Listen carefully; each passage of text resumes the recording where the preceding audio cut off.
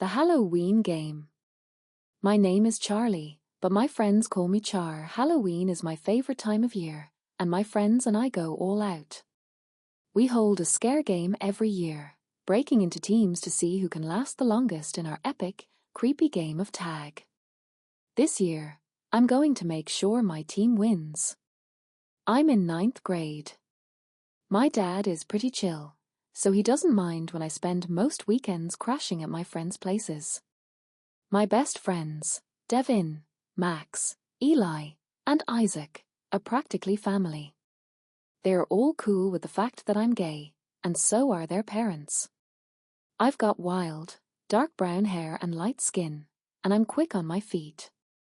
Right now, I'm driving to Devin's house, where the rest of the group should already be waiting. I'm wearing my usual black jeans and hoodie, my hair down because I hate fussing with it. When I get there, Devin opens the door. Finally. Come on, everyone's waiting, slowpoke. I roll my eyes, following him inside. Devin's tall, with curly black hair and an easy smile. He's on the basketball team, and he's probably the smartest of all of us. In his basement, the guys are lounging around, discussing plans. Max, who's always loud and playful, is grinning like he's up to something. Eli's sitting on a bin bag, lost in a video game, and Isaac is going through our costume pile. Char!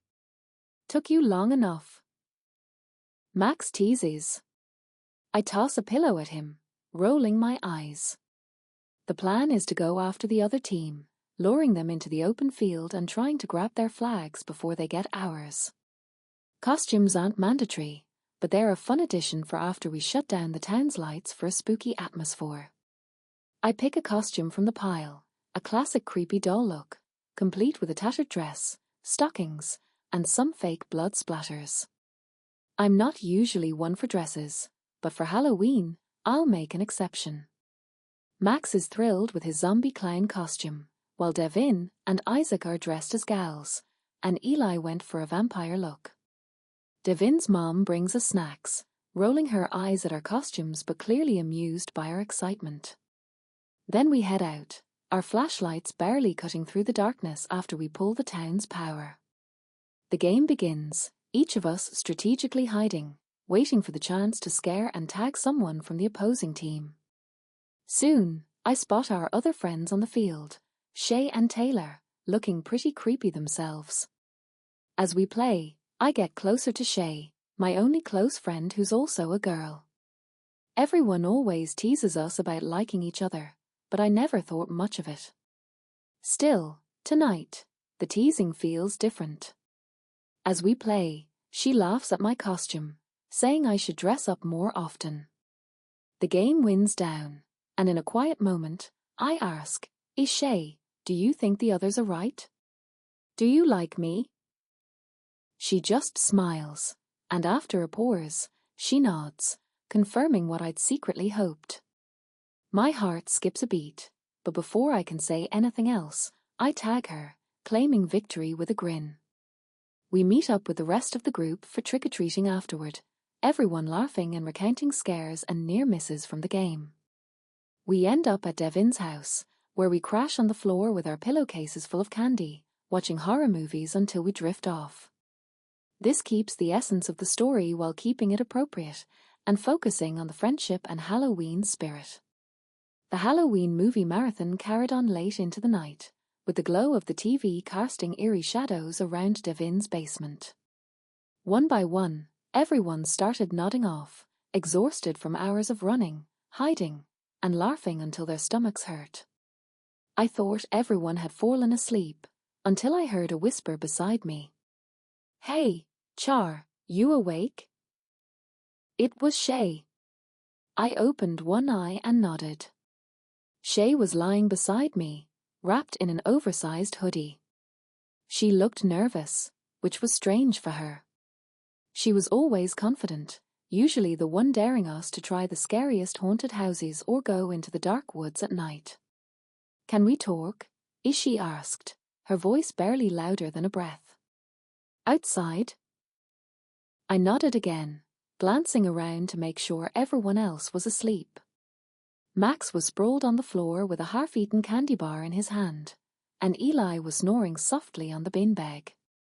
Devin had claimed the couch, curled up with a blanket. I carefully stepped over them and followed Shay up the basement stairs, trying not to make any noise.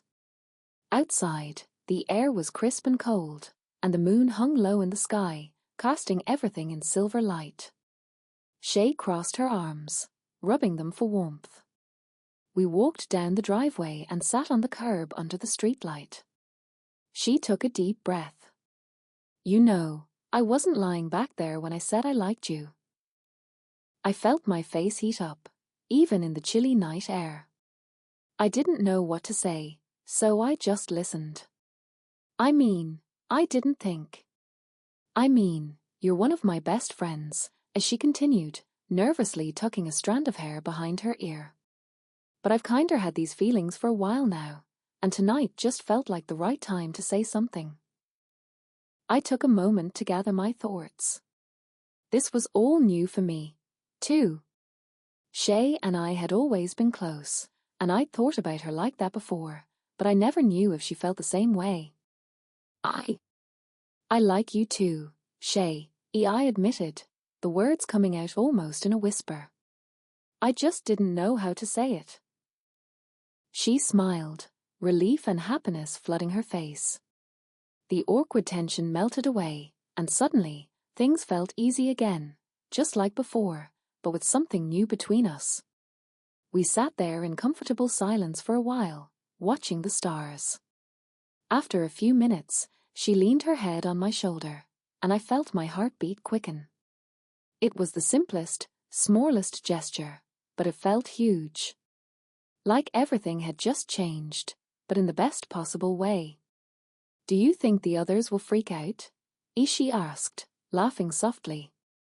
I laughed too, imagining the teasing would get from Max and the others. "Definitely. But I think they'll get over it."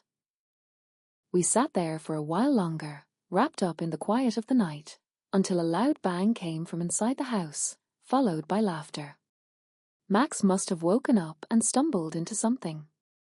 We exchanged a look, stifling our laughter as we made our way back inside, ready to face whatever wild story he concocted about ghosts or monsters lurking in the basement. As we slipped back in among our friends, everything felt right. The Halloween game might be over, but it felt like a new chapter was just beginning for Shay and me. And whatever happened next, I knew it was going to be an adventure, one that I wouldn't trade for anything.